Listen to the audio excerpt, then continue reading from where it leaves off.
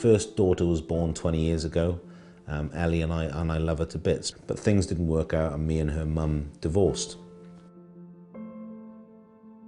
And then I met my current wife. I met Sandy, and we decided that we were gonna start a family together.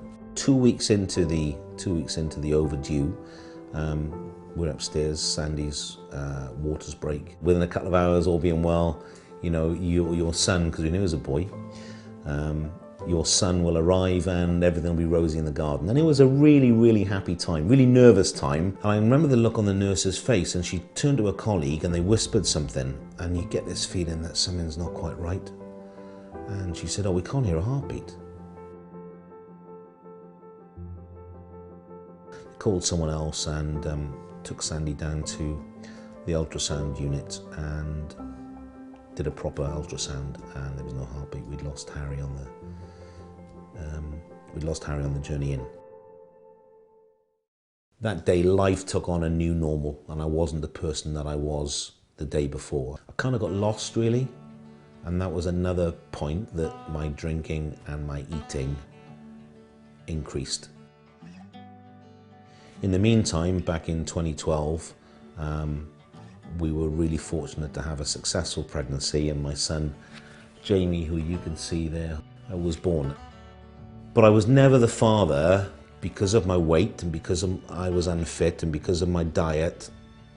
I was never the father that I should have been, and I had to do something. And I knew something was wrong, but I wasn't changing. I was still eating rubbish. I was still drinking. I was still not taking part in any exercise. I didn't know what to do. And then I was offered this opportunity to go on this program.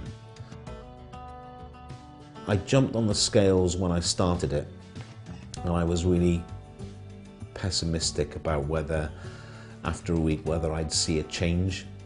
And it's an enormous buzz when you jump on the scales a week later and you see you've lost half a kilo. And I would also bought an adult scooter, and Jamie and I would go off scooting together. So it was great because I was able to include Jamie in what I was doing, and therefore, in my mind, becoming a better dad. I've lost nearly 2 stone in weight. I've lost 5% of my body fat. I'm no longer, I guess, getting towards pre-diabetes. My blood pressure's normal. I don't have sleep apnea anymore.